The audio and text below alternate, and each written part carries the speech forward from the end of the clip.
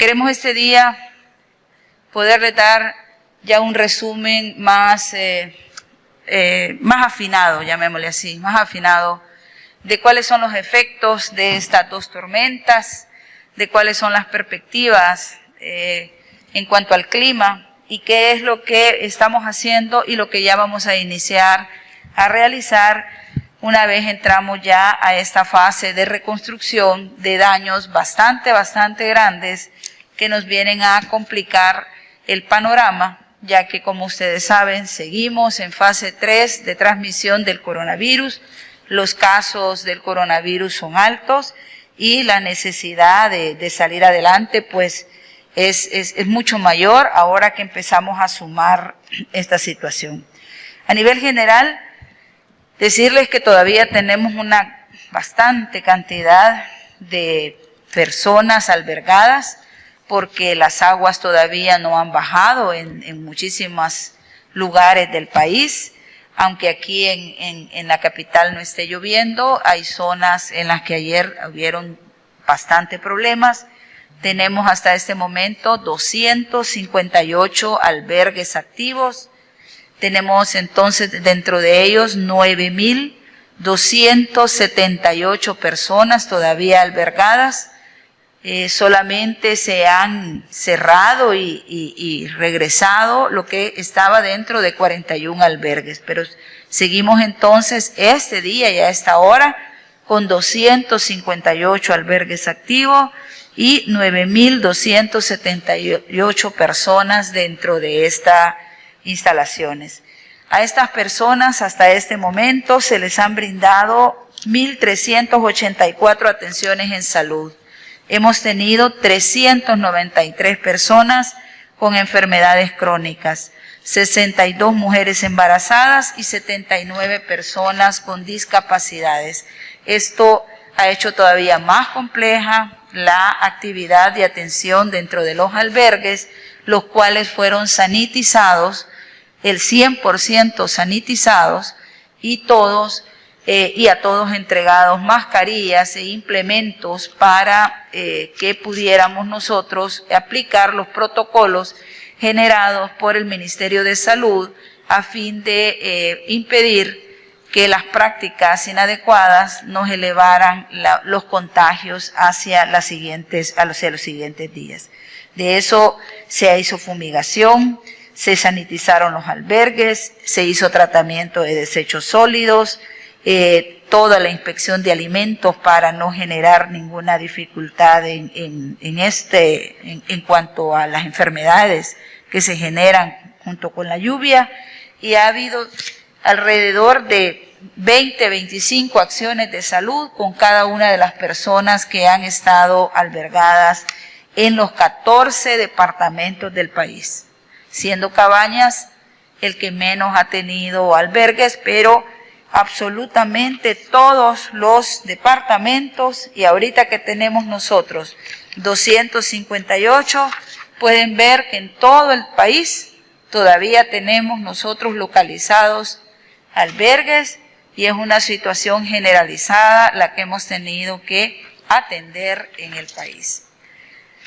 En cuanto a los daños de infraestructura, tenemos 25 cárcavas, 988 derrumbes de alto nivel que fueron atendidos, 39 deslizamientos, 10 puentes dañados, 4 puentes totalmente dañados, o sea que hay que invertir fuertemente en ellos, 13 taludes en situación de inestabilidad, 2 taludes totalmente colapsados y 18 muros colapsados. De esto va a hablar más el ministro de Obras Públicas, quien ya tiene un estimado preliminar solo de los daños que tienen que ver con infraestructura. No estamos hablando de los daños y de las fallas eléctricas y electromecánicas que tuvimos en el sistema de agua y que ya solo hay un 2% de todo ese daño de las 51 fallas eléctricas que tuvimos, las 8 fallas electromecánicas, los daños en tubería, los deslizamientos y derrumbes, Afortunadamente, el sistema de agua ha sido 99% ya rehabilitado y sigue trabajándose fuertemente para que no haya un reinicio, digamos, de esos problemas. En cuanto a la infraestructura sanitaria, turística y cultural, hay 172 instalaciones que son del seguro y del Ministerio de Salud que fueron afectadas, que fueron dañadas en cuanto a techos, muros y otros daños por efecto de la lluvia. Ya se están interviniendo. Hay 10 infraestructuras turísticas donde está Los Chorros, el Walter Tilo Denginger, el Parque Nacional El Boquerón, el Complejo Turístico del Puerto de la Libertad, el Hotel de Montaña en el Cerro Verde, el Parque Natural Balboa, el Parque Acuático Costa del Sol, la Toma de Quesaltepeque, Atecosol y Altos de la Cueva. Estas 10 instalaciones turísticas sufrieron daños y se está evaluando el costo de esos daños porque se han sumado alrededor de 4 o 5 instalaciones más al último dato que les habíamos entregado. Y en cuanto a la infraestructura cultural, pues tenemos 7 instalaciones, que es el zoológico, el parque infantil, el Saburo Irao, también el Teatro Presidente, el Teatro Nacional de Santana, la Casa de la Cultura, son 76 casas de la cultura, y el Parque Arqueológico San Andrés. Todas estas instalaciones ya están siendo evaluadas, se van a intervenir rápidamente, algunas que sus daños son menores y otras pues van a ir dentro del costo de infraestructura que va a concluir el ministro de Romeo después de todo lo de que va a hablar él, que es lo inicialmente las obras viales. También nuestro ministro de Agricultura ya nos dio datos globales, hay alrededor de 22.476 productores afectados directos o indirectos, hay alrededor de 17.369 áreas afectadas, manzanas de cultivo de maíz, de frijol, de arroz, de sorgo, de hortalizas, de frutas que han sido dañadas y hay una pérdida económica que se está calculando en este momento porque también tenemos daños en ganado bovino, en ganado porcino, también en aves, en pastos y forrajes y tenemos nosotros en pesca, en acuicultura y en áreas de distritos de riego. O sea, hemos hecho un análisis general de los daños de la lluvia, ¿verdad?, de las tormentas. Estamos ya en fase de reconstrucción, cada una de las áreas, y eso es lo que viene, y eso queremos informarle, cada una de las áreas de trabajo va a desarrollar todos sus planes al respecto. Vamos a tratar de identificar recursos. Ustedes saben que estamos en medio de la pandemia del COVID, que ha sido difícil adquirir recursos y que nos fueran siendo ratificados los recursos por la Asamblea Legislativa, pero tenemos que revisar qué es lo que tenemos, cómo podemos reorientar y cómo vamos a incorporar las necesidades, la respuesta a las necesidades mucho más urgentes que han sido generadas por esta tormenta al paso del país. Así que los ministros en este momento van a detallar un poco más lo del ambiente, lo del medio ambiente, lo del clima, la parte de infraestructura y la parte de tratamiento de los albergues y la situación a nivel nacional ya en el territorio. Muchas gracias. Es claro que hay que seguir trabajando en el territorio. El día de ayer, junto con el director de Protección Civil, nos hemos desplegado a nivel nacional, junto con otros funcionarios del gobierno. He estado pues haciendo al interior del país, he estado por la parte de Occidente, el director en la parte de Oriente. Y bueno, parte de este trabajo es precisamente para ir detallando todos los daños de infraestructura y otros que se han realizado a nivel nacional. Todavía se muestran pues problemas por las lluvias que se han presentado. Como ustedes han podido ver, el clima tampoco es que esté al 100% soleado el día de ahora. Se esperan algunas lluvias aisladas, me imagino yo. Ya va a detallar el ministro de Medio Ambiente. El tema es que igual en las zonas del Bajo Lempa, en las partes de los ríos, obviamente en las quebradas, todas las zonas vulnerables del país. Hay todavía problemas que persisten después de estas lluvias y nosotros estamos atendiendo cada uno de estos casos. Los albergues se mantienen abiertos en un buen número, son más de 9.000 personas las albergadas y seguimos atendiéndolas a cada una de ellas. Este trabajo pues es de manera coordinada con la Fuerza Armada, la Policía Nacional Civil, todo el sistema de protección nacional. Así que el trabajo continúa para nosotros, estamos en emergencia, no hay duda de ello, una doble emergencia por el COVID-19 y por las lluvias que se han presentado en estos días. El Salvador pues tiene que ser fuerte en este momento, ya sabemos todos y ya la tabla en internet está actualizada, 58 fallecidos por casos de COVID-19, lo cual indica pues que la enfermedad continúa en su tercera fase a nivel nacional y con eso tenemos que lidiar día con día. Es importante que todos los salvadoreños nos unamos en este momento tan crítico. La situación que se ha presentado en otros países pues ha dejado develada la situación de que hay que hacer todo de manera muy ordenada. Costa Rica, por ejemplo, que abrió parte de su economía, se ha visto en una segunda ola de pandemia mucho más fuerte, una situación que obviamente es un ejemplo para ponernos como espejo. Nosotros no tenemos que cometer los mismos errores que se han cometido en otras partes del mundo. A esto pues nosotros tenemos que ser más claros con la población salvadoreña. El gobierno lo que pretende hoy por hoy es salvar vidas, salvar la salud de cada uno de ustedes. Y si bien es cierto, pues la situación es difícil, nosotros continuamos trabajando día con día en primera línea. Y como ya lo habíamos dicho en una conferencia anterior, el trabajo de cada uno de nosotros nos expone de manera potencial a dicha enfermedad y a todos los riesgos que conlleva esto y estamos dispuestos a asumir cada uno de estos riesgos. La situación, más allá de eso, es que se les pide a la población que no se encuentra en ninguna situación de vulnerabilidad o que puede colaborar y sumarse a estos esfuerzos, que lo haga. Pero quedarse en casa siempre va a ser lo más importante para nosotros. El aislamiento ha demostrado ser la única barrera que nos permite no exponernos a esta enfermedad de manera tan potencial. Y si bien es cierto, hoy por hoy no tenemos ninguna cura o nada que sea totalmente efectivo contra la enfermedad, es lo mejor que tenemos. Así que a toda la población salvadoreña se les pide, por favor, seguir sumándose a este esfuerzo. Es difícil, pero lo que queremos nosotros es salvar la vida de todos los salvadoreños posibles. Ya salía un estudio y estaba publicado en uno de los periódicos de mayor circulación de Europa, que es el país de España, que el confinamiento en Europa ha logrado salvar a más de 3 millones de personas. Es decir, que si no hubiese existido cuarentenas en esta zona, hubieran muerto 3 millones de europeos. Las estadísticas seguramente serían mucho más altas si hacemos este estudio en América. Ya vimos que presidentes que se tomaron a la ligera el tema del coronavirus han visto expuesto a su población. Algunos presidentes en América Latina decían que era una gripecita esto, ¿no? Otros dijeron que la solución era irse y abrazarse.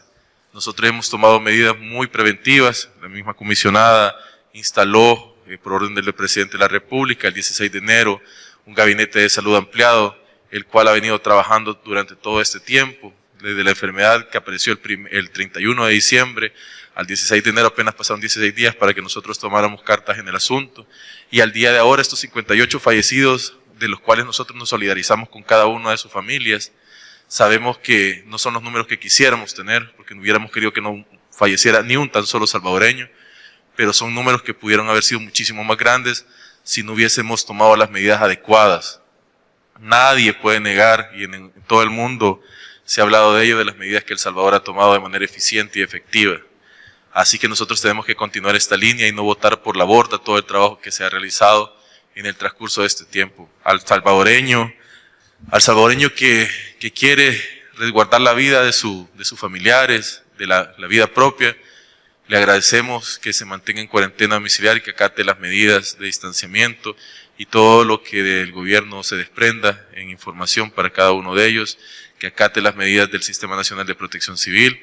Estas lluvias y todas estas situaciones que se han presentado en estos días han venido a complicar el accionar del gobierno, por si que nos tenemos que multiplicar, triplicar esfuerzos a veces para poder atender todo tipo de enfermedades y todo tipo de situaciones que se van presentando en diferentes frentes de batalla, ¿verdad? Y además el tema de la entrega del paquete alimentario, que también es una lucha que hacemos constantemente. Así que nosotros continuamos esforzándonos, y el trabajo de las personas que nos están viendo a través del medio de comunicación es quedarse en casa y resguardar de sus seres amados. Muchas gracias. El día de hoy tuvimos una reunión con la Comisión Técnica de Infraestructura y Servicios Básicos. Nosotros lo que ahorita en este momento estamos determinando son todos los daños en infraestructura que han generado las recientes lluvias. Como muchos ya saben, hemos tenido diferentes derrumbes, diferentes deslaves, muros colapsados, puentes que han sido colapsados también, entre otros tipos de daños que nuestro país ha sufrido. Entonces, hemos iniciado con un dato preliminar. Aquí están carreteras, aquí están puentes, aquí están cárcavas, están taludes también que están inestables y que hay que intervenirlos, y también taludes que han colapsado. El dato preliminar que tenemos es de $101.431.138. Eso es lo que tenemos ahorita hasta este momento según los datos de infraestructura. Aquí falta la cuantificación, por ejemplo, de daños en escuelas, falta cuantificar también en las casas de la cultura y otros ministerios que están dentro de esta Comisión de Infraestructura y Servicios Básicos, pero ya estamos sacando todos los detalles para poder determinar e iniciar con el proceso de reconstrucción. Bueno, de hecho, incluso en algunas carreteras nosotros ya iniciamos con ese proceso de reconstrucción, como pueden ver la carretera de Quesaltepec en el kilómetro 26, que ya la estamos interviniendo con Fovial, que ahí se formó una cárcava que prácticamente hundió los 4 carriles, ya se está haciendo una obra en ese sector. Acá en el sector de la carretera Panamericana, en la quebrada La Mascota, también se va a reconstruir el muro, ya estamos trabajando en el diseño y ya vamos a iniciar con las obras. Así también como, por ejemplo, se está construyendo por medio de Fovial un nuevo puente en el Jute, en el río El Jute, que sufrió de años el puente, y que nosotros ya vamos a iniciar con la reconstrucción total del puente, porque no solo vamos a hacer, lo que vamos a hacer no solo es reconstruir la infraestructura tal cual como estaba, sino que incluso va a ser mejor para poder garantizar que este tipo de cosas que han ocurrido no vuelvan a suceder, como por ejemplo colapsos de puentes, porque ya la capacidad hidráulica había sobrepasado ya desde hace años y ya se tenía que haber hecho ciertas intervenciones, entre otras. Entonces, ahorita tenemos entre los datos 988 derrumbes. De estos, la mayor parte los tenemos registrados en el sector de La Libertad, en el departamento de La Libertad, 193 derrumbes. Acá podemos cuantificar parte de la carretera litoral, también la carretera del Puerto de La Libertad, la carretera de Los Chorros también, que hemos sufrido diferentes derrumbes en estas carreteras.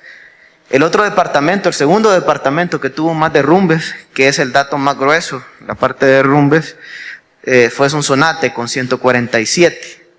De hecho, la parte del sector de Izhuatán, todo el sector de los túneles, parte de la carretera litoral ha sido intervenida en diferentes ocasiones. Solo en ese sector hemos tenido cerca de 80 derrumbes prácticamente en el sector de Izhuatán. Entonces, por eso es que Sonsonate está en segundo lugar en tema de derrumbes. El tercero es San Salvador con 132, cuarto Santa Ana con 100, La Unión tenemos 65, Chalatenango 52, San Miguel 48, Zulután 40, y así es como vamos determinando esto.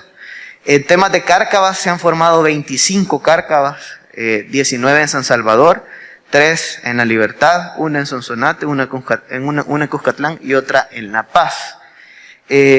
También hay 3 colapsos de tuberías de agua lluvias, que esto de alguna manera también fue parte de lo que generó algunas cárcavas o colapsos de algunos taludes. 39 deslizamientos, tenemos 10 puentes dañados y tenemos 4 puentes que fueron colapsados. Ya de esto nosotros ya, por ejemplo, en el río El Sillero, la carretera que conecta Tonacatepeque con San José Guayabal, ya nosotros ya retiramos la estructura metálica del puente y ya por medio de Fovial hemos iniciado con la construcción de los estribos. Acá vamos a mejorar toda el área hidráulica, vamos a hacer una obra nueva, principalmente por medio de Fovial, y el resto nosotros como Ministerio de Obras Públicas, después que se hayan construido los estribos, vamos a iniciar con la colocación del puente. Entonces, ya estamos interviniendo en diferentes lugares donde hemos tenido daños. Obviamente falta todavía cuantificar algunos de los daños que hemos tenido en infraestructura, principalmente, pero ahorita el dato preliminar, como les mencionaba, es de $101 millones aproximadamente. Entonces, íbamos a seguir trabajando para que este proceso de reconstrucción y mejoramiento de todos los daños que han sufrido diferentes infraestructuras de nuestro país, carreteras, en el sector vivienda, por ejemplo, el Ministerio de Vivienda está trabajando también en el tema, y todas las carteras de Estado que estamos involucradas para de alguna manera garantizar que esta infraestructura pueda volver a reconstruirse. Gracias. La tormenta tropical que nos estuvo afectando la semana pasada ha terminado. Sin embargo, esto no significa que nosotros tengamos que bajar la guardia. Por el contrario, seguimos trabajando, el riesgo continúa, los suelos están cargados de humedad, por lo tanto, hacemos el llamado a atender todas las recomendaciones. Esta semana vamos a tener influencia de ondas tropicales que nos van a producir tormentas. Estas son las tormentas típicas de la época. No es un sistema de tipo temporal, por lo tanto son lluvias aisladas que vamos a tener a lo largo de la cordillera volcánica y la franja norte del país. Son sistemas que están organizados, son lluvias aisladas y no son parte de un sistema o una tormenta que produce lluvias de tipo temporal. Esto se debe al acercamiento de una onda del este en la zona de Nicaragua y se espera que tenga influencia en nuestro país el día martes y el día miércoles. Otra cosa que es importante mencionar es que este día miércoles 10 y jueves 11 tendremos oleaje más alto. En algunas zonas estarán llegando a los entre 1.9 y 2 metros de altura. Por lo tanto, hacemos el llamado también para abstenerse de realizar actividades en el mar como pesca, porque pues el mar está crecido. Continuamos también en alerta con alta probabilidad de desbordamientos en el Río Grande de San Miguel y Río Huascorán. Continuamos con anegamientos de terrenos en sectores costeros. Hay probabilidades de deslizamientos, caídas de roca, flujos de escombros por la susceptibilidad precedente. Recordemos que hemos tenido la influencia de una lluvia tipo temporal por una semana, por lo tanto estamos todavía en riesgo. Resumiendo la información de la tormenta, tuvimos precipitaciones arriba de los 1000 milímetros, es decir, para efectos prácticos, llovió más de 1 metro de agua en una semana en algunas zonas del país, principalmente en la zona oriental. En la zona de Conchagua tenemos un acumulado de 1087 milímetros, Volcán de San Miguel 979 milímetros. Esto para dar una perspectiva de la cantidad de agua que tuvimos. Parte de esta agua pues también pudo haber sido la causante. Hay un video que está en redes sociales de la zona de Conchagua que estaba saliendo vapor. Esto es importante mencionar. La conclusión que se ha sacado preliminarmente, todavía hay equipos en campo actualmente recabando información. El agua que cayó, que fue casi 1 metro, pues puede haber alcanzado un cuerpo caliente subsuperficial. Hay actividad térmica, recordemos, en todo el país. Somos un país volcánico, por lo tanto, pues estos son fenómenos que pueden darse con la cantidad de lluvia. De nuevo, hacemos el llamado a la población para que se informe a través de los canales oficiales del gobierno, el Ministerio de Medio Ambiente y la Comisión Nacional de Protección Civil, y también para que acate todos los lineamientos de las instituciones que están involucradas en esta emergencia. Gracias. Bueno, primero creo que la sentencia parece que ha sido notificada por correo electrónico. Parece, no estoy segura, pero creo que sí es. Lamentablemente todo este tema de las herramientas necesarias para combatir el coronavirus, para poder aplicar las medidas que, como decía el ministro de Gobernación, ya han sido probadas y comprobadas en todos los países, que es el aislamiento, el distanciamiento y los confinamientos temporales. Aquí se ha politizado y se ha creído que el COVID se detiene por decreto. Quizás han considerado que bloqueando al gobierno y eliminando decretos pueden suprimir el coronavirus, y están muy equivocados. El coronavirus es algo que no lo trajimos nosotros, que vino de afuera hacia adentro y que ha sido mucho más difícil combatirlo, que ha sido mucho más difícil poder tomar las medidas porque no hemos contado con la colaboración de todos los otros órganos del Estado, aunque así lo manda la Constitución, y no hemos contado tampoco con la colaboración de vernos todos en el territorio. Creo que tanto a la Asamblea como a la Sala le hace falta un poco de contrastar sus teorías con la realidad. Cuando vamos al territorio, cuando vemos los hospitales, cuando vemos la gente que no puede sobrevivir, creo que tomaríamos más conciencia. Sin embargo, el gobierno siempre ha acatado las sentencias de la Sala. Nosotros vivimos dentro de un Estado democrático y aunque nos sintamos, yo diría, frustrados un poco o tristes, porque este tema del coronavirus debería de ponernos a todos en una misma sintonía. Nosotros vamos a acatar esa sentencia, el decreto 29, tal y como hemos leído en las redes, por lo que se ha publicado en la resolución, sigue vigente, y porque esta sentencia va a tener efecto hasta después de 4 días contados a partir del siguiente día de su notificación. Entonces vamos a aprovechar estos 4 días para seguir trabajando.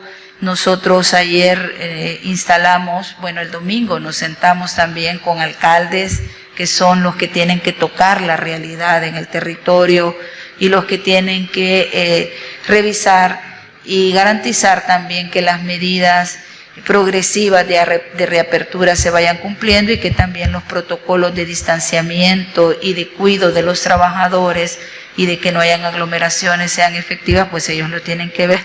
También nos sentamos con los sectores por cuenta propia, que son una inmensa mayoría y que son los más, digamos, propensos a poder generar ese contagio, porque las ventas en el territorio y en las calles no gozan, y todos lo sabemos, de un orden y de una separación como ahora lo exige el coronavirus. Por eso nosotros nos sentamos en primer lugar con ellos, porque es ahí donde creemos que más tenemos que trabajar.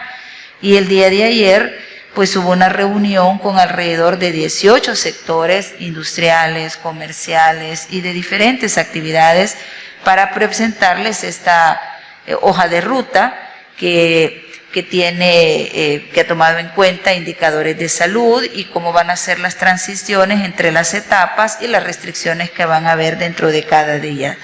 Así es un plan robusto que fue muy bien recibido.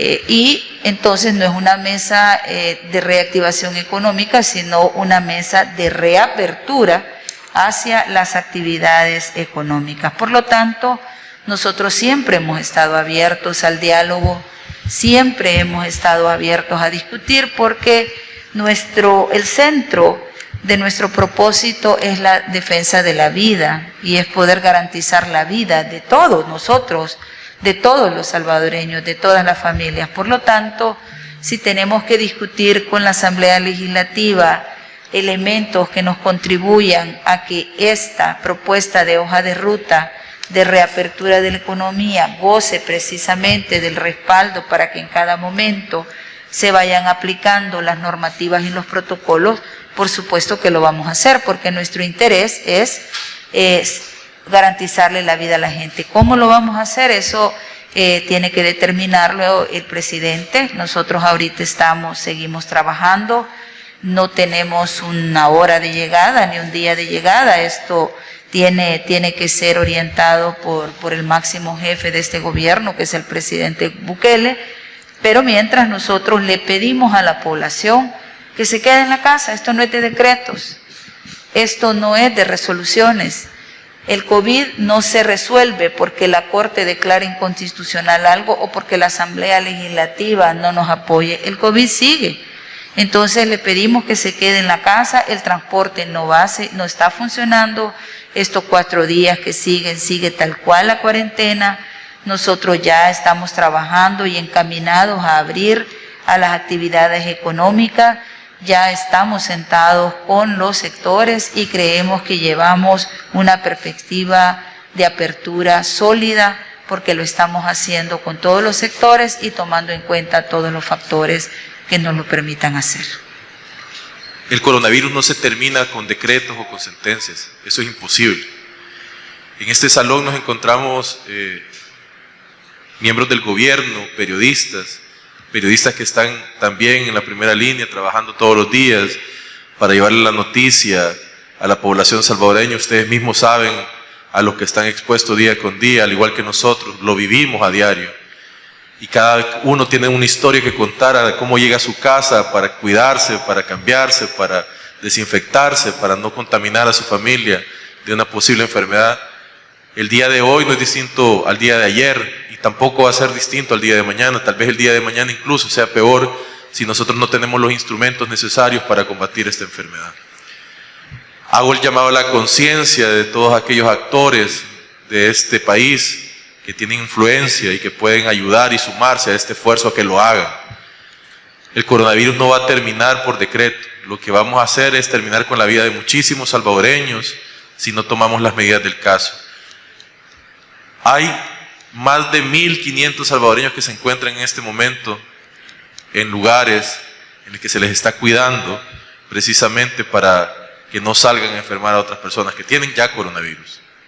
Son más de 3.000 salvadoreños los que se han infectado de esta enfermedad. Ellos van a continuar enfermos hoy y el día de mañana. Y si nosotros no los atendemos, van a ser aún más después. Así que por favor, a todos los actores políticos, un llamado a la conciencia, a querer salvar a este país. Nosotros nos encontramos en la emergencia más grande de todos los tiempos y como lo decía muy bien nuestra comisionada Carolina Recinos, lo han politizado. El único deseo de este gobierno es salvar vidas, salvar la vida de sus familiares, de ustedes mismos. Ningún actor que hoy esté en contra de hacer esto está también libre de que un familiar de ellos o ustedes mismos sean enfermados de esta terrible pandemia. Así que por favor todos deberíamos de estar unidos en este punto y tratar de combatir esta enfermedad de la mejor manera. Se están haciendo planificaciones muy importantes, se están uniendo actores muy importantes, pero necesitamos de todos absolutamente para combatir a esta enfermedad. Así que a las personas también que se encuentran en la primera línea de combate de la enfermedad, a las enfermeras, a los doctores, a la policía, al ejército, no cabe más que darle las gracias por todo ese esfuerzo. Son ellos los que les pueden hablar directamente de lo terrible que es esta enfermedad y de las consecuencias que se tienen si desde la noche a la mañana nosotros nos quitan todos los instrumentos que podemos utilizar para combatirlo. Nosotros vamos a seguir luchando, no importa, con lo que tengamos, con lo que sea necesario, para resguardar la vida de los salvadoreños y la salud de cada uno de ustedes. Quizás lo último, no está totalizado todavía, no está cuantificado ya total, digamos, el tema de las pérdidas en la parte agrícola, porque nuestro ministro está visitando los 65 municipios más afectados hasta ahorita, pero esto tiene que ver ya con la confrontación en el territorio. Preliminarmente hay alrededor de 17.369 manzanas entre lo que es hortalizas, frutas, sorgo, arroz, frijol, maíz, que ya han sido, digamos, verificadas, que están dañadas, y hay una cantidad fuerte de productores afectados.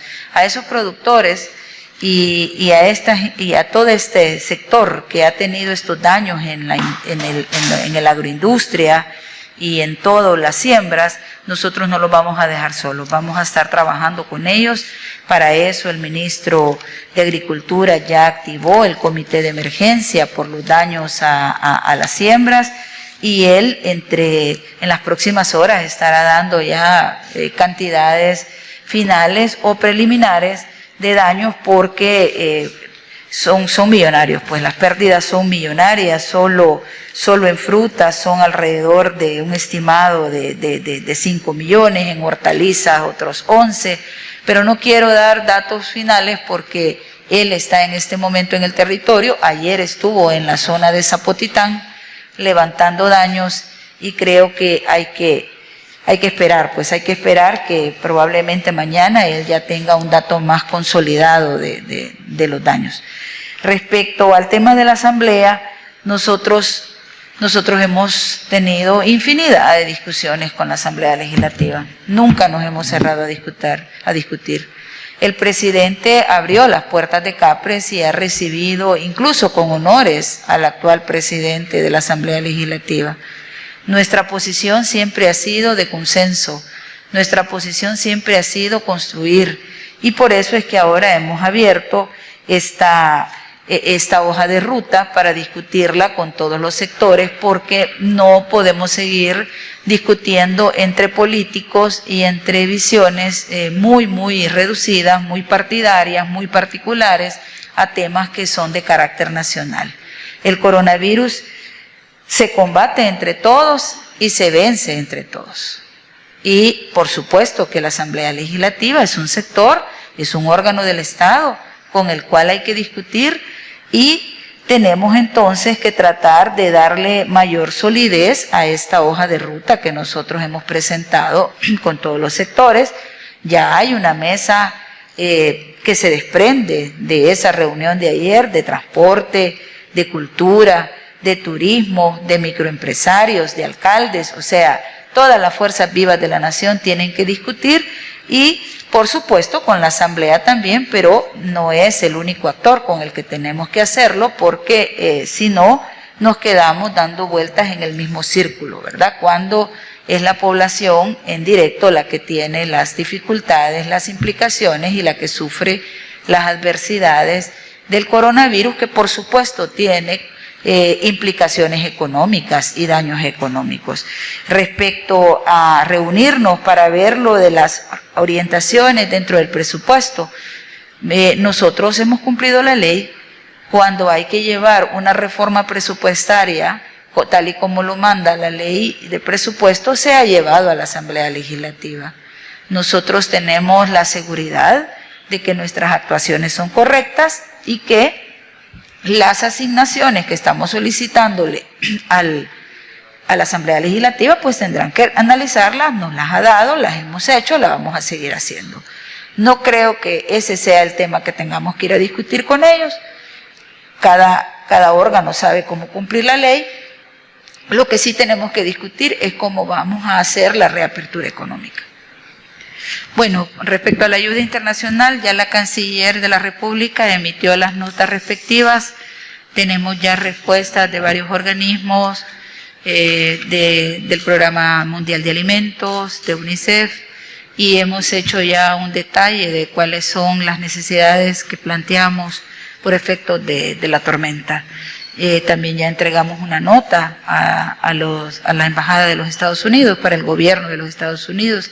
Es nuestra canciller la que debe de hacerlo, y ya lo hizo las primeras 24 horas que comenzamos a sufrir los daños de la tormenta. También se aperturó una cuenta bancaria que fue publicada y todo en el orden correcto, ¿no?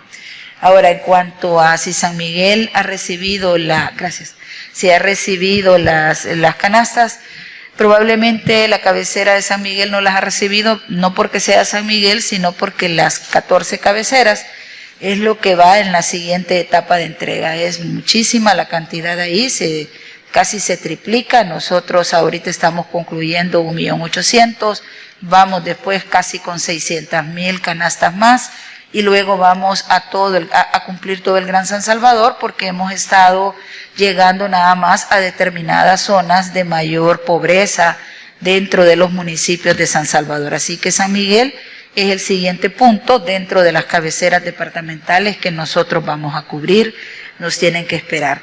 Respecto a la Asamblea, pues yo ya lo planteé, nosotros ahorita seguimos trabajando, la cuarentena sigue. De acuerdo a la resolución, ese plazo vence el sábado. De aquí al sábado vamos a seguir discutiendo con todos los sectores, y el presidente nos va a orientar en qué momento nosotros vamos a acudir o no vamos a acudir, o en qué momento pues vamos a acudir a la Asamblea Legislativa. Por el momento yo le pido a la población que se quede en casa. La cuarentena sigue vigente, la restricción del transporte sigue vigente, y nosotros seguimos trabajando para que los estragos del coronavirus en nuestro país no sean tan desastrosos, no sean tan difíciles como lo hemos visto en los países cercanos, y como lo estamos viendo aquí en el área donde nuestra querida hermana República de Panamá tiene que volver a las medidas restrictivas porque por una reapertura temprana basada en esas presiones económicas y con esa visión económica vuelve entonces a tener una cantidad de contagios y de muertes lamentables. Nosotros estamos abiertos al diálogo. En el momento que el presidente así lo precise, vamos a ir a la Asamblea Legislativa, pero lo más importante, hemos iniciado nuestra ruta de apertura en consenso con todas las fuerzas vivas del país.